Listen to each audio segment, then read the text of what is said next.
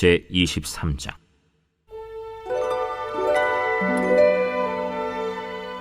제7년에 여호야다가 용기를 내어 백부장 곧 여로함의 아들 아사랴와 여호하난의 아들 이스마엘과 오벳의 아들 아사랴와 아다야의 아들 마아세야와 시그리의 아들 엘리사밧 등과 더불어 언약을 세우매 그들이 유다를 두루 다니며 유다 모든 고을에서 레위 사람들과 이스라엘 족장들을 모아 예루살렘에 이른지라. 온 회중이 하나님의 전에서 왕과 언약을 세우매 여호야다가 무리에게 이르되, 여호와께서 다윗의 자손에게 대하여 말씀하신 대로 왕자가 즉위하여야 할지니 이제 너희는 이와 같이 행하라. 너희 제사장들과 레위 사람들 곧 안식일의 당번인 자들의 3분의 1은 문을 지키고 3분의 1은 왕궁에 있고 3분의 1은 기초문에 있고 백성들은 여호와의 전 뜰에 있을지라. 제사장들과 수종들은 레위 사람들은 거룩한즉 여호와의 전에 들어오려니와 그 외에 다른 사람은 들어오지 못할 것이니 모든 백성은 여호와께 지켜야 할 바를 지킬지며 레위 사람들은 각각 손에 무기를 잡고 왕을 호위하며 다른 사람이 성전에 들어오거든 죽이고 왕이 출입할 때 경호할지니라. 레위 사람들과 모든 유다 사람들이 제사장 여호야다가 명령한 모든 것을 준행하여 각기 수하의 안식일에 당번인 자와 안식일에 비번인 자들을 거느리고 있었으니 이는 제사장 여호야다가 비번인 자들을 보내지 아니함이더라. 제사장 여호야다가 하나님의 전 안에 있는 다윗 왕의 창과 큰 방패와 작은 방패를 백부장들에게 주고 또 백성들에게 각각 손에 무기를 잡고 왕을 호위하되 성전 오른쪽에서부터 성전 왼쪽까지 제단과 성전 곁에 서게 하고 무리가 왕자를 인도해내어 면류관을 씌우며 율법책을 주고 세워 왕으로 삼을세. 여호야다와 그의 아들들이 그에게 기름을 붓고 이르기를, 왕이여 만세수를 누리소서. 아달랴가 백성들이 뛰며 왕을 찬송하는 소리를 듣고 여호와의 전에 들어가서 백성에게 이르러 보매 왕이 성전 문기둥 곁에 섰고 지휘관들과 나팔수들이 왕의 곁에 모셔 서 있으며 그 땅의 모든 백성들이 즐거워하여 나팔을 불며 노래하는 자들은 주악하며 찬송을 인도하는지라. 이에 아달랴가 그의 옷을 찢으며 외치되 반역이로다, 반역이로다 하매 제사장 여호야다가 군대를 거느린 백부장들을 불러내어 이르되, 반열 밖으로 몰아내라. 그를 따르는 자는 칼로 죽이라.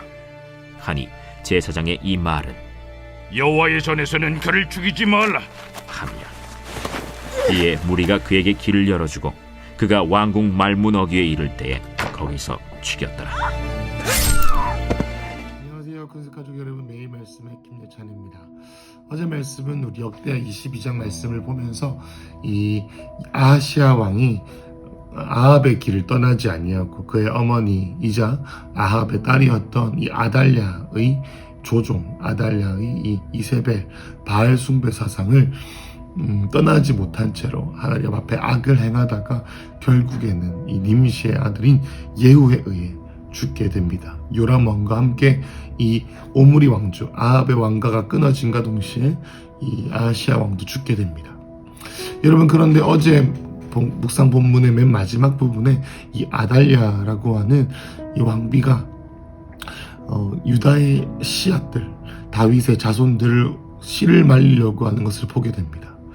여러분, 이것을 생각했을 때 영적인 의미가 있다고 생각이 됩니다. 그것은 뭐냐면 하나님께서는 다윗의 가문을 통해서 주님께서 일을 하시기 원하고 예수님께서 오실 길을 예비하기 원하셨는데 하나님께서는 그런 뜻을 가지고 계시지만 사단은 이 아달랴라고 하는 우상을 숭배하는 여자를 통해서 이 다윗의 왕가를 끊으려고 했다라는 것입니다. 여러분, 모세가 태어날 때쯤에 그 아기들을 다 죽였던 것처럼 또 예수님께서 태어날 때쯤에 헤롯 왕이 그 동시대의 아기들을 거의 다 죽이려고 했던 것처럼 여러분, 사단은 끊임없이 이 주님의 일이 완성되려고 할 때 끊으려고 하고 막으려고 하는 이 하나님의 경륜, 하나님의 역사를 막는 인물이 역사에 한 번씩 존재하는데 그 인물이 바로 이 아달랴였습니다.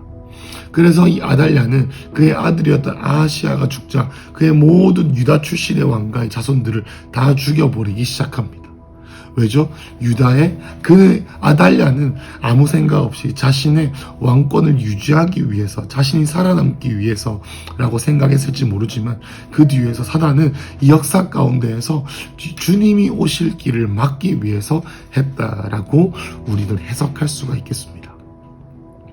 이와 같이 유다의 왕이 없는 채로 하나님으로부터 멀어지고 온 나라가 망했다라고 생각되어지던 이 6년의 시간 동안, 우리 어제 묵상 말미에 보면은 이 아시아의 아들 중에 한 명이었던 이 요아스를 이 아시아의 누이인 요사바가 대제사장 요야다의 아내이기도 했던 이 요사바가 요아스를 지킵니다. 그래서 성전 안에 숨겨두고 거기서 기르게 된 채로 6년이 지나게 되죠. 6년이 지나고 7년 차에 접어든 차에 묵상 본문이 오늘 본문입니다. 1절입니다. 제7년에 여호야다가 용기를 내어 7년째, 이 아달랴가 왕이 오른 지 7년째에 여호야다가 용기를 내어서 이제 백부장들을 부르기 시작합니다. 모으기 시작하는 겁니다. 그래서 1절에 나와는 이분들과 함께 언약을 세운다. 2절에 그들이 유다를 두루 다니며 유다 모든 고을에서 레위 사람들과 이스라엘 족장들을 모아 예루살렘에 이르렀습니다. 그러니까 이 아달랴라는 왕이 통치하고 있는 와중에 이 대제사장인 요야다가 이 이스라엘에 있는 제사장들과 그리고 또 많은 믿음의 동지들과 이스라엘 족속들의 족장들을 모으는 일을 하게 된 거죠. 그렇게 해서 하는 말이 3절에 온 회중이 하나님의 절에서 왕과 언약을 세웁니다. 그러면서 어떻게 세우냐면 여호야다가 무리에게 이르되 여호와께서 다윗의 자손에게 말씀하신 대로 왕자가 즉위해야 된다. 그러니까 다윗의 자손이 왕이 되어야 된다. 하나님의 뜻이, 이 메시아가 여자의 후손으로서 하나님의 뜻이 이루어지려면 다윗의 자손이 왕이 되어야 한다라고 했습니다.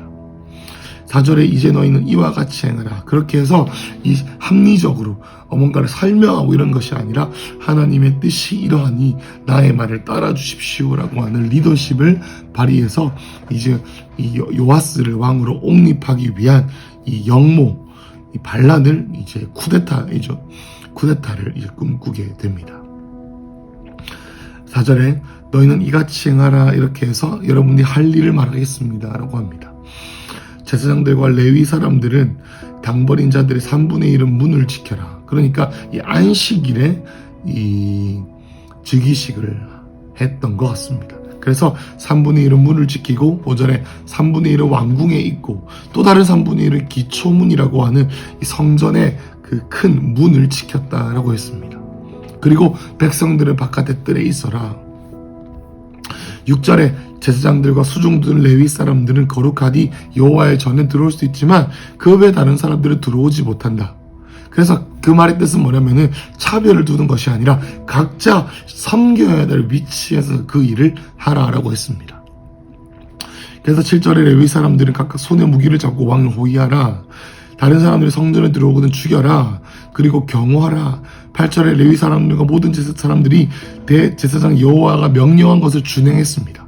그래서 각기 수하에 안식일에 당번인 자, 안식일에 삐바린 자를 거느리고 이제 모두가 이 비밀을 지켜야 되기 때문에 성전 밖으로 내보내지 않는 채로 이 즉위식을 은밀하게 진행하고 있었습니다. 9절에 제사장 여호야다가 하나님의 전 안에 있는 다윗의 창과 큰 방패와 작은 방패를 이제 백부장들에게 줘서 이제 경호하게 하는 것이죠. 10절에 백성들에게 손에 무기를 잡고 왕을 호위시켰습니다.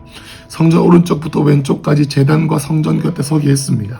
11절에 무리가 왕자를 이제 인도해서 면류관을 씌우며 왕관을 씌우며 율법책을 주고 왕으로 옹립하게 됩니다. 그리고 대제사장이었던 요야다가 그에게 기름 붓습니다. 왕이여 만세수를 누리소서. 여러분, 이것이 가능했던 일은 뭐냐면 아달랴는 우상을 숭배하는 자였기 때문에 성전에서 일어나는 일에 전혀 신경을 쓰지 않았습니다. 그래서 그의 고모였던 요사브가 아시아의 누이였던 자 대제사장 요야다의 아내였던 이 요사브아가 성전에 숨길 수 있었던 것이죠. 그러니까 아달랴의 눈에 볼 때는 가장 등잔 및 사각지대가 바로 성전이었기 때문이라고 많은 학자들이 유추하고 있습니다. 여러분, 그래서 12절에 아달랴가 일상을 보내고 있는 중에 갑자기 저기서 소리가 들립니다.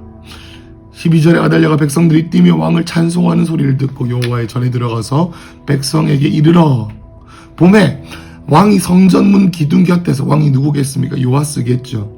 그래서 지휘관들과 나팔수들이 왕의 곁에 모셔 서 있으며 그 땅의 모든 백성들이 즐거워하며 나팔을 불며 노래하는 자를 추악하며 찬송을 인도하고 있는 그런 축제 같은 일이 지금 벌어지고 있는 겁니다. 이것으로 이 당시의 이스라엘의 상황에 아달랴는 그 자체로 허수아비 왕 정도밖에 되지 않았음을 알 수 있습니다. 왕궁 안에서는 호령을 하고 있지만 이스라엘 전체에서는 존경을 받지 못하는 그러한 상황이었던 것이죠.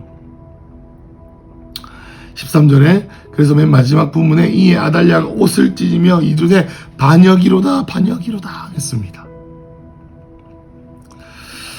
14절 보면 제사장 여호야다가 군대를 거느린 백부장들을 불러내어 이르되 반열 밖으로 몰아내라. 왜냐하면 이 성전에서 그 14절 마지막에 보면은 그를 따르는 자 칼로 죽이라니 제사장의 이 말은 여호와의 전에서는 그를 죽이지 않기 위해서였습니다. 그래서 15절에 무리가 그에게 길을 열어주고 성전 바깥에서, 그래서 왕궁의 말문 어기, 왕궁의 끄트머리에 가서 이 아달랴를 죽이게 되죠. 여러분, 이 말씀을 통해서 우리는 알 수 있습니다. 여러분, 이 이야기가 아달랴라고 하는 인물이 반역을 일으켰고, 그래서 그 원래 왕의 핏줄이 이 아달랴를 죽였다. 뭐 이러한 역사적인 흐름으로 그냥 그런 이야기로 생각할 수 있지만 저는 묵상하면서 드는 마음은 이것입니다. 여러분, 이 아달랴라고 하는 사람은 그냥 권력욕에 빠진 어떤 여자가 아니라 하나님을 대적했던 사람입니다. 더 자세히 말하면 하나님의 역사를 가로막았던 우상 숭배자였던 것이죠. 여러분, 이러한 우상 숭배자를 이 여호야다는 미움받을 수 있고 그의 생명이 위협적일 수도 있고, 만약에 그가 이 반란을 일으켰을 때 사람들로부터 어떤 조롱과 핍박과 죽음을 당할 수도 있었고, 이 비밀이 만약에 누설되었다면 그 더 큰 일이 일어날 수도 있었지만, 그럼에도 불구하고 이 여호야다가 이 용기를 내었다. 1절에 나와 있습니다. 용기를 내었다. 용기를 내었던 이유는 뭐냐면 하나님의 뜻이 이어지려면, 주님의 뜻이 이어지려면 유다 왕의 다윗의 자손이 왕이 되어야 되는 것을 이 말씀을 통해 알았다는 것입니다. 여러분, 우리가 오늘 본문을 통해서 기억해야 되는 것은 한 사람이 무조건 보호를 받아야 된다, 이런 것이 아니라 하나님의 뜻이 내 삶에 이루어져야 되는데 가로막고 있는 것이 얼마나 강해 보이고 얼마나 정당성 있어 보이고 때로는 그 존재가 왕같이 보인다 할지라도 그 실체는 하나님 앞에서는 허수아비밖에 보이지 않으니 용기를 내어야 한다라는 가르침이 이 말씀에 있는 줄로 믿습니다. 여러분, 하나님께서는 이 마지막 때에 하나님의 경륜을 따라 움직이시고, 이 하나님의 마지막 때에 이 경륜을 따라 순종하고 정렬되는 자에게 주님께서 복을 내리시며, 이 경륜을 대적하는 이 모든 악한 권세들을 하나님께서 막기 원하시는데, 그 통로가 이 큰습교회와 저와 여러분이 되기를 예수님의 이름으로 축복합니다. 여러분, 우리 이웃교회 가운데 다양한 교회들이 있지만 제가 너무나도 좋아하는 교회 중에 한 교회는 이 동성애와 이 낙태를 막기 위해 실제적인 사회단체를 교회 안에서 청년들과 만들어서 서면에 매주 토요일마다 나가서 이 낙태의 어떤 위험한 일의 위험성, 낙태가 얼마나 위험한지, 그리고 낙태를 조장하고 있는 이 한국 정부의 만행들을 알리는 일을 하고 있습니다. 여러분, 그러다가 이 어떤 그 단체에게 최근에 어떤 일이 있었는데요. 어떤 10대 소녀가 원치 않는 임신을 하게 되었습니다.